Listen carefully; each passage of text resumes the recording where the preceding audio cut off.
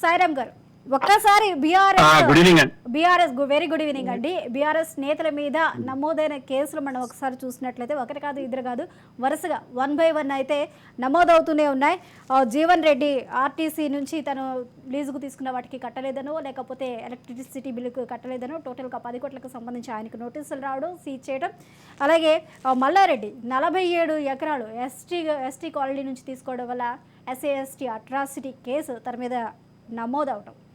అది మాత్రమే కాకుండా ఇక మాజీ మంత్రి నిరంజన్ రెడ్డి పైన కూడా ఆలయ భూములు కబ్జాకి ఏది అనర్హం కాదు అంటూ కూడా ఆలయ భూములను కూడా ఇక్కడ కబ్జా చేసి రిజిస్ట్రేషన్ చేసుకున్న పరిస్థితి ఇక్కడైతే మనకి కనిపిస్తుంది నిరంజన పరిస్థితిలో. ఇక మాజీ మంత్రి శ్రీనివాస్ గౌడ్ పేరును వాడుకొని వాళ్ళ అనుచరులు వీళ్ళు భూములకి ఏ విధంగా కబ్జా చేశారు, ఎంతెంత దోచుకున్నారు అనేది ప్రతిదీ కూడా లిస్ట్ అవుట్ చేసి కేసులు నమోదు చేయడం, అంటే విత్ ప్రూఫ్స్, అంటే ఎలాంటి అవగాహన లేకుండా బురద చల్లే ప్రయత్నం చేస్తున్నారు అనే అవకాశం లేకుండా విత్ ప్రూఫ్స్తో వీళ్ళు కేసులు నమోదు చేయడం వెనుక ఆంతర్యం ఏంటి? ఖచ్చితంగా ఇంత అవినీతి జరుగుతుంటే మరి గత ప్రభుత్వం ఏం చేసింది?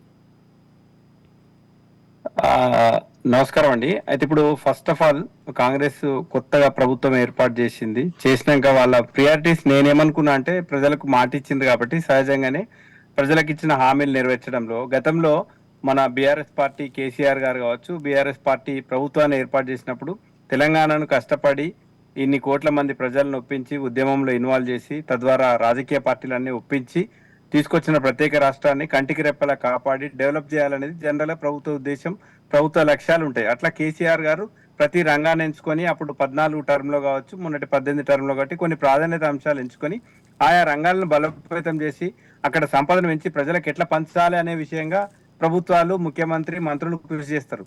కానీ ఈ వ్యక్తిగతమైన విద్వేషాలు లేకుంటే ఈ పర్సనల్ టార్గెట్ చేయడం వల్ల లేకుంటే ఆయా నాయకులను ఇప్పుడు జనరల్ గా ఇంతకుముందు మాట్లాడుతూ కాంగ్రెస్ ప్రతినిధి వారు ఐ థింక్ సంధ్యారెడ్డి గారు మీరు వ్యక్తిగతంగా టార్గెట్ చేశారని చెప్పేసి మీరు మాట్లాడుతున్నప్పటికీ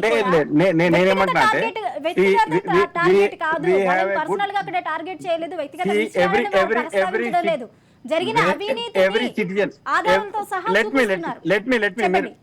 వాళ్ళు మాట్లాడే every citizen has to abide by the Constitution of India, whether it is minister, ex-minister, public representative, whoever it may be.